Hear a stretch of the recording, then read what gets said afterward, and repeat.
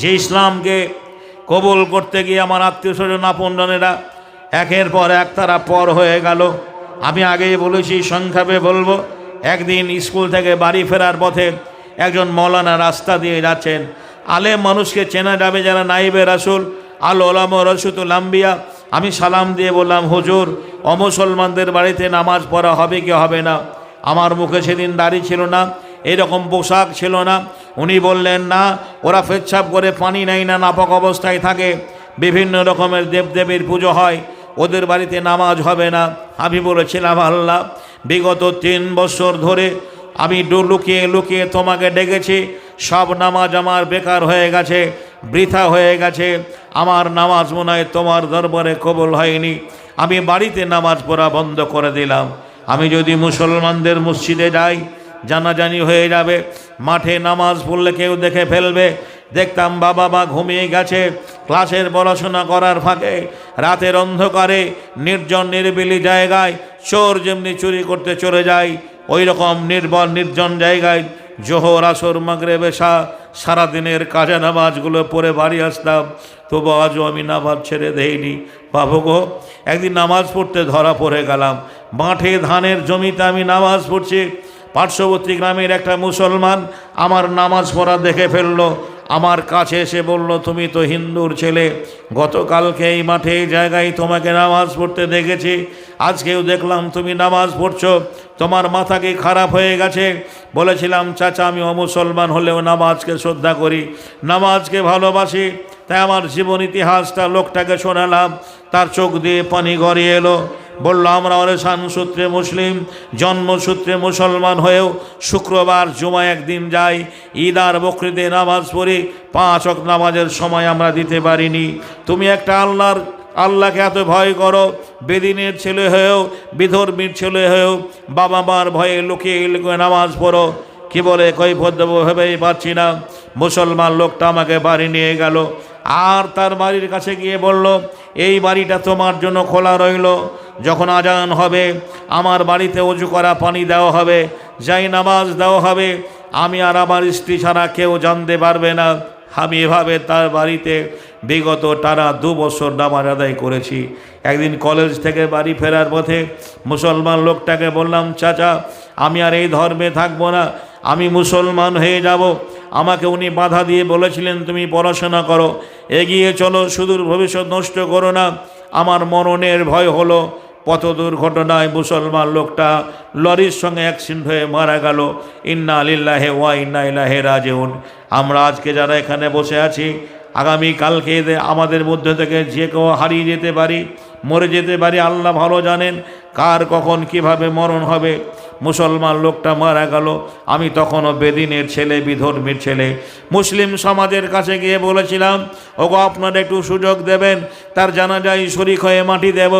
মুসলমানরা কোনো আপত্তি করেনি। আমি হিন্দুর ছেলে হয়ে অজু গোসল করে পবিত্রতা বজায় রেখে জানাজায় শরীক হয়ে মাটি দিয়েছি। ইসলাম ধর্মের সবচেয়ে আমাকে আদর্শ কনভেন্ট করেছে, ভালো লেগেছে। আমার ফেলে আসা ধর্মের কেউ মারা গেলে লাখপতি, কোটিপতি, শিল্পপতি হলেও পরিষ্কার পরিচ্ছন্ন করা হয় না। ওরা যেভাবে মারা যায় শ্মশানে পুড়িয়ে দেয়। কিন্তু আমার ধর্মে একটা মুসলমান মারা গেলে জীবনের শেষ মুহূর্তে তাকে গোসল দেওয়া হয়। একজন মুসলমান মারা গেলে হাজারো মুসলমানরা জানাজায় শরীক হয়ে মাটি দিতে আসে। আমি মাটি দিয়ে বাড়ি এলাম। আমার মা বলল, মিলন, তুই কবরস্থানে গেছিলি, মুসলমানকে মাটি দিয়েছিস, সমাজের মানুষ কেউ মেনে নেবে না, তোকে গঙ্গা স্নান করে আসতে হবে। বাবা মার ভয়ে গঙ্গা স্নানের নামে আমি পাশের গ্রামে ফুটবল টুর্নামেন্টে বল খেলাধুলো করে সন্ধ্যায় ঘরে ফিরছি। সূর্য ডুবে গেছে, গোধূলি লগ্নে। আমার নিয়াত ইন্নামাল আমালু বিন্নিয়াত। আমার নিয়াত কখন আমি নামাজটা নির্জন জায়গায় পড়ব। গ্রাম ঢুকতে আমার একটা চাচাইতো বোন আমাকে দেখে দ্রুত গতিতে ছুটে এসে আমাকে পাঁজা মেরে ধরে হাউমাউ করে কাঁদতে লাগলো। বোনটাকে বললাম, কাঁদছিস কেন রে, কি হয়েছে বল?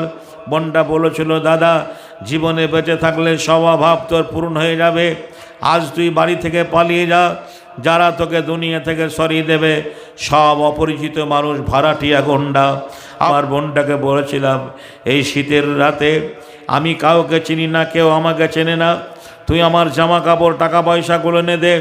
বোনটা বলেছিল, দাদা জীবনে বেঁচে থাকলে স্বভাব তোর পূর্ণ হয়ে যাবে। আমি দৌড়াতে শুরু করলাম। ওই তো আমার গ্রামের মানুষ আমাকে ধরার জন্য, তল্লাশি করার জন্য হই হল্লোড় করে লোক বেরিয়ে আসছে। যদি এখনই রাগে বশীভূত হয়ে যায় তাহলে রাগে বশীভূত তারা মেরে দেবে। আল্লাহ আমার দ্বারা দিনের খিদমত করে নেবেন বলে আজও আল্লাহ আমাকে বাঁচিয়ে রেখেছেন। আমি একটা গাছে উঠে পড়লাম। কত শীত, কত কুয়াশা আমার উপর দিয়ে চলে গেল। ফজরের আজান শুনতে পেলাম, আসসালাতু খায়রুম মিনান নাওম। ওই তো মুসলমানদের মসজিদের মিনার আজান, নামাজি মুসল্লিরা নামাজ পড়তে আসবে। আমি আপনাদের মতো গ্রামকে লক্ষ্য রেখে মসজিদের দরজে এসে বলেছিলাম, ওগো আমি একটা বেদিনের ছেলে, বিধর্মীর ছেলে, আপনাদের কাছে এসেছি কালেমা পড়ার জন্য। আপনারা আমাকে মুসলমান করে নিন।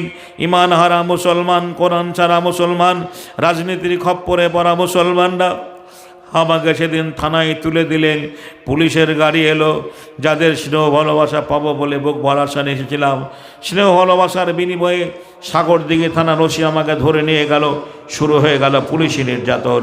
ভারতবর্ষ গণতান্ত্রিক দেশ। এই দেশে কেউ খ্রিস্টান হয়ে যায়, কাদিয়ানি হয়ে যায়, আদার শূন্য ধর্ম গ্রহণ করে, সরকার নীরব, পুলিশ প্রশাসন নীরব। কেউ যদি ইসলাম কবুল করে মুসলমান হয়ে যায় তাহলে তাদের ব্যথা ব্যথা করবে। তাই আমাকে যে অমানবিক অত্যাচার করে কপালের চামড়া আজও দাগ আছে। আমি মারের যন্ত্রণা সহ্য করতে না পেরে বলেছিলাম, স্যার আমাকে মারবেন না, আমি চোর নই, চোরের ভাই নই। বুটে লাথি মেরেছিলেন, বুটের পিণ্ডকে কপালের চামড়াগুলো জড়ো হয়ে গেছিল। ইসলামের যারা শত্রু তারা আমার নামে কেস এফআইআর করলো। মুর্শিদাবাদ জেলার প্রাণকেন্দ্র বহরমপুর। আমি উঠতি বয়সের তরুণ যুবক, যে 3 মাস সময় 90 দিন জেল খাটলাম। জেলের ভেতর থেকে শুধু মহান আল্লাহকে ডাকতাম যে আল্লাহ, এই জেলটা মানুষের গড়া জেল, এই জেলটা সরকারের গড়া জেল। তোমার জেলের নাম ইন্নাল্লাযীনা কাফারু মিন আহলিল কিতাব ওয়াল মুশরিকিনা ফিনারে জাহান্নামা খালিদিনা ফিহা। আয় আল্লাহ, যে মুশরিকদের জন্য তুমি জাহান্নাম তৈরি করে রেখেছো, ওই জাহান্নামের আগুন থেকে আমাকে বাঁচিয়ে নিও। জানি না, আল্লাহ ভালো জানেন সেদিন আমি পরিত্রাণ পাবো কিনা। বারহাল বন্ধুরে আমার, আমাকে যে 3 মাস সময় 90 দিন জেল খাটার পরে মা বাবা জেলখানায় দেখতে যেত। জেল সুপার বলেছিল, তুমি ভালো ছাত্র, সুদূর ভবিষ্যৎ নষ্ট করো না, তুমি তোমার ধর্মে ফিরে যাও, সরকার তোমার পক্ষে আছে, তোমার চাকরি হয়ে যাবে। আমি বলেছিলাম, ভালো মন্দের মালিক আমার আল্লাহ, সারা জীবন যদি রেখে দেন তাও ভালো, কখনো কোনো দিন আর আমি আমার ধর্মে ফিরে যাব না। আমাকে কোর্টে উঠানো হলো। জজ বললেন, তুমি কেন মুসলমান হবে? মুসলমান নাকি তোমাকে লোভ দেখিয়েছে, প্রলোভন দিয়েছে? তুমি কি কোনো মুসলিম মেয়েকে ভালোবাসো? আমি জজের সামনে দাঁড়িয়ে বলেছিলাম, না স্যার, এ মুসলমান আমাকে লোভ দেখায়নি, প্রলোভন দেয়নি। আমি কোনো মুসলিম মেয়েকে ভালোবেসে নই, আমি স্বেচ্ছায় সুস্থ সবল মস্তিষ্কে আপন ইচ্ছায় ইসলাম কবুল করতে এসেছি। ভারতীয় সংবিধানের প্রতি আস্থা রেখে আমি ভারতবর্ষের সুনাগরিক হয়ে সরকার মহোদয়ের কাছ থেকে রেজুলিউশন করে, এফিডেভিট করে আমি সেদিন হয়ে গেলাম আপনাদের ধর্মীয় ভাই। বলুন আলহামদুলিল্লাহ। শুরু হলো মাদ্রাসার পাঠরত জীবন।